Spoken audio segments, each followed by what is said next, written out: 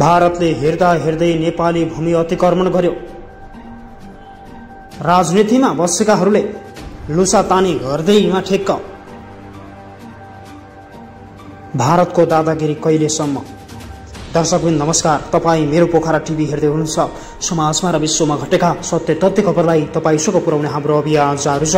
तपाईले अहिलेसम्म पनि मेरो पोखरा टिभीलाई सब्स्क्राइब गर्नुभएको छैन भने अहिले नै सब्स्क्राइब गरी हामीसँग जोडिनुहोला। पल पलको ताजा खबरको अपडेट तपाईलाई दिने हाम्रो अभियान जारी छ। दर्शकवृन्द, छिमेकी राष्ट्र भारतले नेपालको प्रत्येक दिन भूभाग मिचिरहेको छ। नेपालले आफ्नै भूमिमा निर्माण गरिरहेको पुल भारतीय पक्षको अवरोधका कारण 6 वर्षदेखि अलपत्र परेको छ। धनुषाको मुखियापट्टी मुसहरिया गाउँपालिका स्थित परिक्रमा सडकमा पर्ने जमुनी खोलाको थहलिया घाट पुल लामो समयदेखि अलपत्र परेको हो। नेपाल भारत सीमावर्ती इलाकामा उक्त पुल निर्माणको काम 2071 सालमा नै सुरु भएको थियो, तर निर्माणको काम धेरै हदसम्म सम्पन्न भइसकेको अवस्थामा भारतको सीमा सुरक्षा बल एसएसबीले आएर हाम्रो देशको भूभागमा पुल किन बनाएको भनेर काम रोकिदिएको थियो र त्यसै कारणले पुलको काम अलपत्र परेको हो। पुल निर्माणको काम संघीय सरकारको भौतिक पूर्वाधार विकास मन्त्रालय अन्तर्गत रहेको डिभिजन सडक कार्यालय जनकपुरले टेन्डर आह्वान गरेर निजी निर्माण कम्पनी मार्फत गराइरहेको छ। 4,72,64,626 रुपियाँमा पुल निर्माणको कामका लागि बजरङ म्याङ्लुङ जोहे नामक निर्माण कम्पनीले सम्झौता गरेको थियो। 2071 साल साउन 15 गते सम्झौता गरेको उक्त कम्पनीले 2 वर्षभित्र 2073 साउन 13 गतेसम्म उक्त पुल निर्माणको काम सम्पन्न गरिसक्नुपर्ने थियो, तर निर्माणको काम अन्तिम अवस्थामा आउन लाग्दा भारतीय सुरक्षाकर्मीहरूले हस्तक्षेप गरेर निर्माणका लागि रोक लगाएका कारण निर्माणको काम केही वर्षदेखि अवरुद्ध भएको सडक डिभिजन कार्यालय जनकपुरका इन्जिनियर दुर्गा प्रसाद लोकान्तरलाई बताएका हुन्। 25-25 मिटरको 2वटा स्न्याप सहित 50 मिटर लामो पुल निर्माण गर्ने सम्झौता भएको थियो।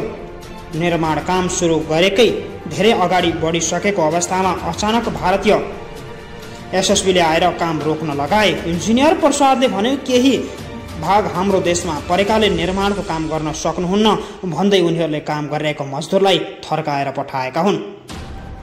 भारतको दादागिरी दिन प्रतिदिन बढ्दै गएपछि नेपाल सरकार पनि एक्सनमा उत्रिएको छैन। भारतले नेपालप्रति देखाइरहेको नकारात्मक र गिद्धे दृष्टिकोणलाई कहिलेसम्म सहेर बस्ने भन्ने विषयमा अझै पनि यकिन भएको छैन। काम गरे गोली समेत चलाउने भनेर उनीहरूले धम्की दिनेका कारण केही वर्षदेखि पुल निर्माणको काम अलपत्र परेको छ। सुरुमा डिभिजन इन्स्ट्रुमेन्ट आदि काम गर्दा उक्त खोलामा नेपाल भारत सीमा स्तम्भ थिएन। खोला पारी सीमा स्तम्भ थियो, पछि भारतीयहरूले दिन प्रतिदिन त्यो स्तम्भ पनि आफूतिर पार्दै गएका हुन्।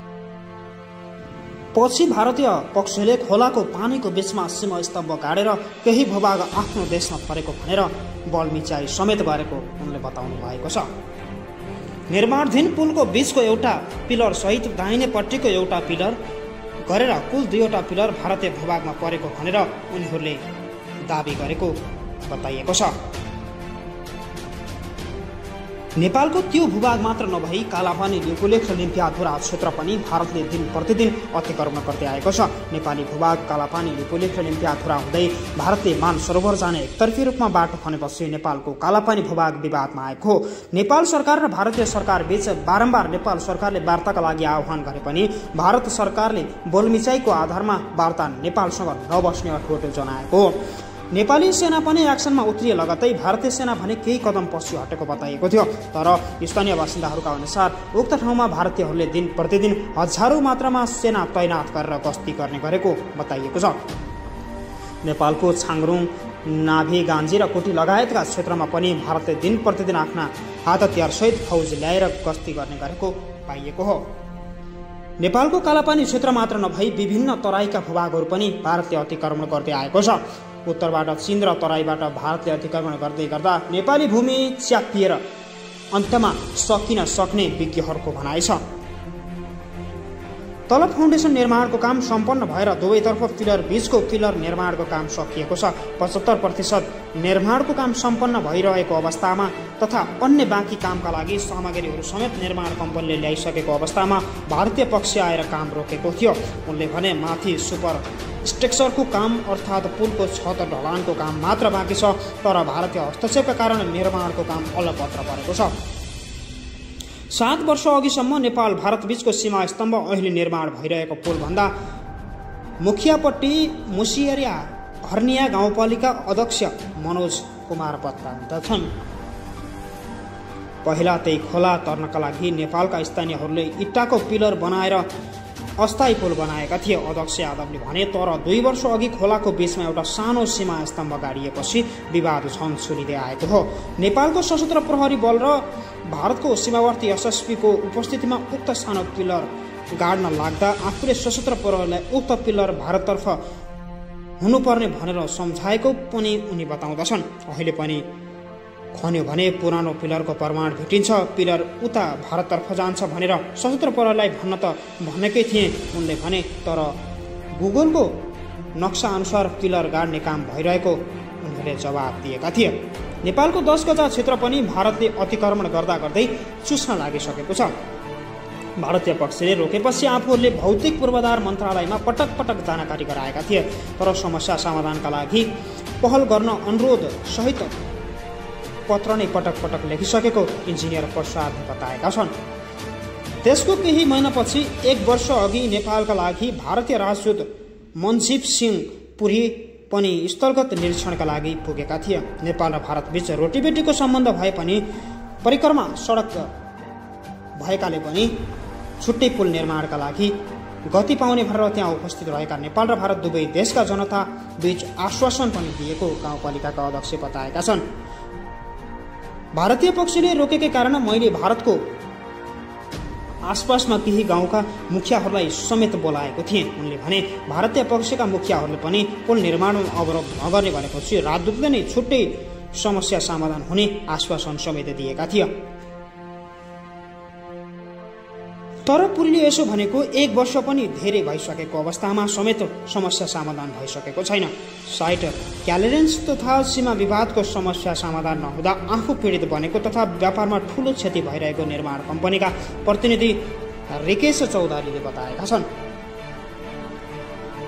बैंक ग्यारेन्टी अड्किएको छ, साइटमा खसालेको लाखौं रुपियाँका सामानहरू क्षति भएका छन्। उनले भने नेपाल सरकारले परराष्ट्र मन्त्रालय मार्फत उक्त समस्या छिटोभन्दा छिटो समाधान गर्नुपर्ने अवस्था रहेको बताइएको छ। सार्वजनिक खरिद ऐन नियमावली 9औं संशोधन अनुसार अन्तिम पटकका लागि थप गरिएको म्याद पनि 2077 पुष 29 गतेसम्म मात्र छ। कि त राज्यले साइट क्लियर गरेर दिनु पर्यो कि त ठेक्का रद्द गरेर हामीलाई क्षतिपूर्ति सहित रकम दिनु पर्यो, चौधरीको माग छ। 4,72,64,00,000 रुपियाँ उनले भुक्तानी पाइसकेका छन् भने परिक्रमा सडक नै पनि धार्मिक दृष्टिकोण मात्र नभएर नेपाल भारत बीचको सम्बन्धलाई प्रगाढ बनाउने महत्त्वपूर्ण मानिन्छ। फागुन महिनामा नेपाल र भारतको लाखौं श्रद्धालु भक्तजनहरू जनकपुरको जानकी मन्दिर केन्द्र मानेर नेपाल भारतको विभिन्न भूभाग परिक्रमा गर्ने गरेका छन्। 15 दिने मिथिला माध्यमिक परिक्रमाको नामले नेपाल र भारतबीच प्रख्यात रहेको उक्त परिक्रमामा यात्रुहरू पुल निर्माण नभएका कारण नदी तरेर आउनुपर्ने बाध्यता रहेको बताइएको छ। दर्शकबिन, तपाईले भिडियो अन्तिमसम्म हेरेर साथ दिनुभयो, त्यसका लागि धन्यवाद। यस्तै नयाँ ताजा र खोज भिडियो हेर्नका लागि तपाईले मेरो पोखरा टिभीलाई सब्स्क्राइब गरी हामीसँग जोडिनुहोला। पलपलको ताजा खबरको अपडेट तपाईलाई दिन हाम्रो अभियान निरन्तर रहिरहनेछ। दर्शकबिन, तपाईले भिडियो अन्तिमसम्म हेरेर साथ दिनुभयो, त्यसका लागि धन्यवाद।